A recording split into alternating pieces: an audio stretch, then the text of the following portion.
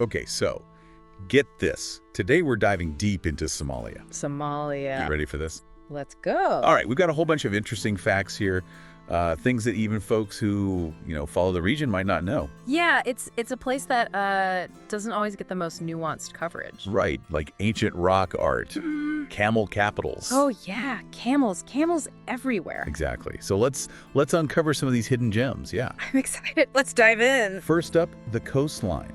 Did you know Somalia has the longest coastline in mainland Africa? It does. It's incredible. Over 3,300 kilometers. 3,300 kilometers. That's longer than the entire U.S. West Coast, for comparison. Wow.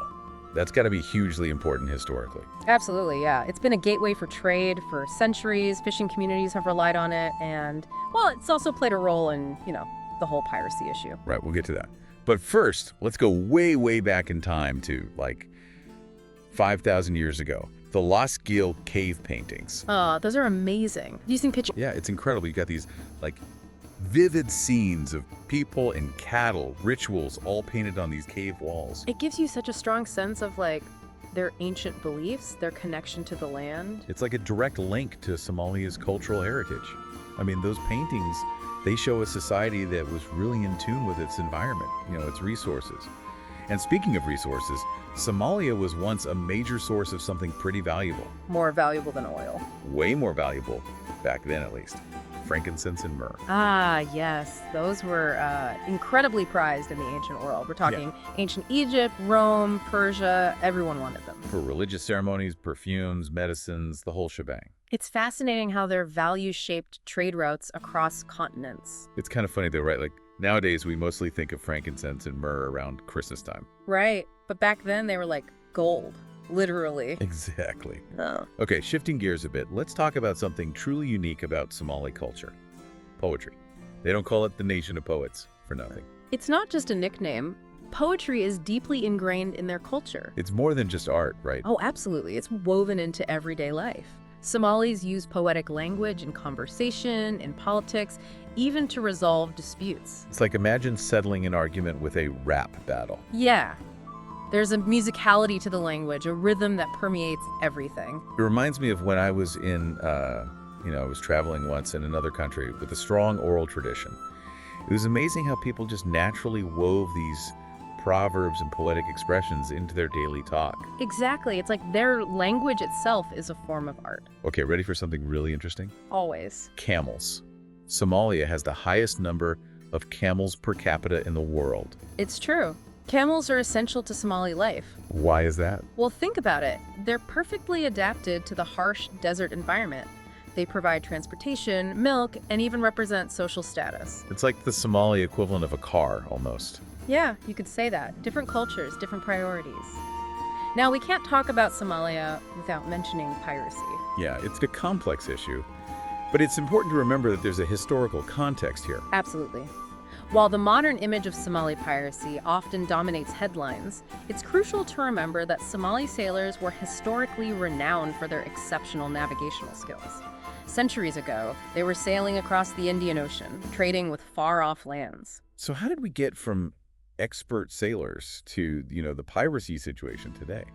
It's a long and complicated story, but a lot of it has to do with economic hardship, instability, lack of opportunities. It's a reminder that, current events are always tied to history and economics. And speaking of complex situations, we got to talk about Somaliland. Somaliland, a self-declared state within Somalia, a very unique case in international relations. Yeah, break that down for us. So in 1991, they declared independence from Somalia, and they've been functioning autonomously ever since with their own government, their own currency. So they're basically their own country. In practice, yes, but the catch is they lack international recognition.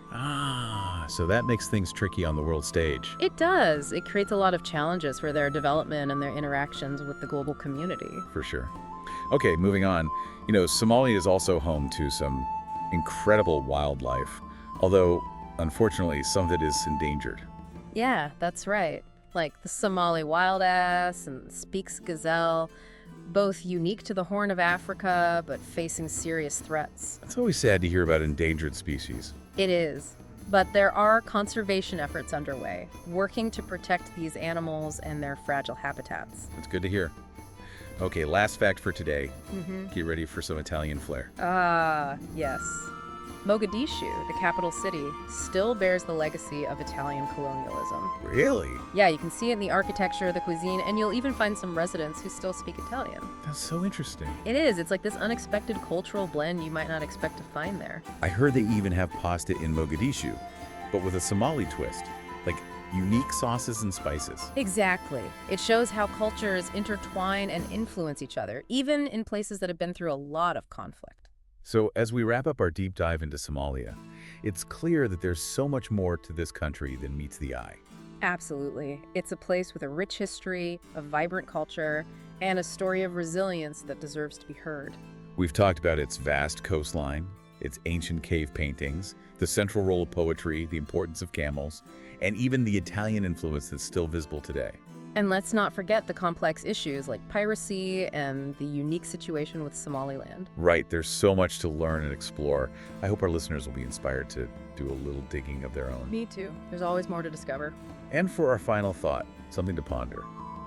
How does understanding this historical and cultural context of Somalia change your perspective on, the current events you see in the news? It's something to think about. Thanks for joining us on this deep dive into Somalia. Until next time.